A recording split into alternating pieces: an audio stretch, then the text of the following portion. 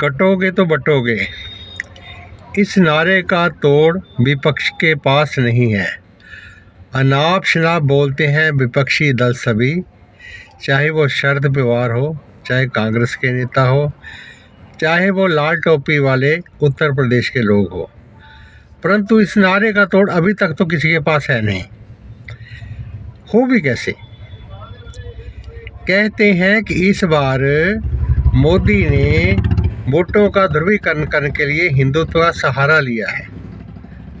क्यों ना हो भाई, आपने सारा जीवन मुसलमानों की वोटों के लिए अनाप शनाप स्कीमें बना करके, अनाप शनाप योजनाओं तहत उनको ढेर सारा आपने ज़मीनें दान की, ढेर सारा पैसा दिया, हर तरह की सपोर्ट आपने उन लोगों की दी और हिंदुओं को आपने सदैव डिवाइड देखा। हिंदुओं को आपने तीसरे दर्जे का नागरिक बना करके रख दिया। जो असल वसनीक है देश के, उन लोगों के साथ आप लोगों ने इतना दुर्व्यवहार किया। आपने तो कभी सोचा ही नहीं होगा कि कभी हिंदुओं के पक्ष वाली भी पार्टी सेंटर में आ सकती है, हिंदुओं का शासन भी कभी भारत में हो सकता है, हिंदुओं की विचारधारा वाले भी लोग कभी सत्ता पर काबिज हो सकते हैं। आपने तो ऐसा कभी सोचा ही नहीं था। मेरा मानना ये है कि 3-4 स्टेटों की पार्टियां जो है उन्हें तो अब समाप्त ही हो जाना चाहिए। कुछ लोग महाराष्ट्र में बैठे हुए हैं, लाल टोपी वाले लोग जो है, लाल टोपी एंड पार्टी उत्तर प्रदेश में है और लालू एंड पार्टी इसमें बिहार में है, और तमिलनाडु में, कर्नाटका में और भी छत्तीसगढ़ में, झारखंड में भी कुछ ऐसियाँ प्रांतीय पार्टी हैं जिन लोगों ने अपने प्रांत के अलावा बाहर के लिए सोचा ही नहीं। उन्होंने विचारधारा को खंड खंड करके राष्ट्र को बांटा है, कभी भाषा के नाम पर तो कभी उन्होंने क्षेत्रवाद के नाम पर। उन्होंने सोच को सिकोड़ दिया।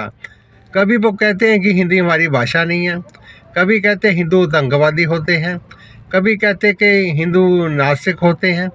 इसलिए कभी आप कहते हो कि सबसे पहला अधिकार इस देश की हर वस्तु पर मुसलमानों का है। अरे ऐसा भाई नहीं चलेगा। देखिए, एक बार कहा था, पत्रकार ने, किसी ने बाला साहब ठाकरे से पूछा था कि आप मुसलमानों की बात क्यों नहीं करते। वो कहता, क्यों करी मुसलमानों की बात में, मुझे मुसलमानों की वोटें चाहिए नहीं, मगर केवल हिंदुओं की वोटें चाहिए। मुझे हिंदुओं की वोटें ही चाहिए। और वही उनका शहजादा साहबजादा ऐसी सोच के साथ जा भिड़ा है जिसने उसका बाला साहब ठाकरे का नाम ही उन्होंने कलंकित कर दिया है। इसलिए आने वाले समय में जो हशर इन लोगों का हरियाणा में हुआ है, वही हशर आने वाले समय में वहाँ सब स्टेटों में होने वाला है। इसलिए जो भाजपा ने सोचा है, मैं किसी राजनीतिक दल से संबंधित नहीं हूँ, लेकिन मैं सनातनी हूँ, मैं हिंदू हूँ, मैं राम और कृष्ण की विचारधारा के संबंधित हूँ और मैं एक अध्यात्म व्यक्ति हूँ। मेरा कर्तव्य बनता है लोगों को जागरूक करना समय समय पर। मोदी साहब ने, जब भाजपा ने बिल्कुल ठीक समझौता किया है कि केवल हिंदुओं की वोटों पर निर्भर हो जाओ।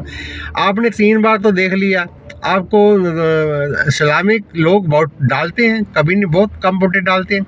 इसलिए आप लोगों ने जो चुना है ना, जो हिंदुओं के साथ लेकर के उनका चलो और सत्ता पर काबिज हो। ओम शांति।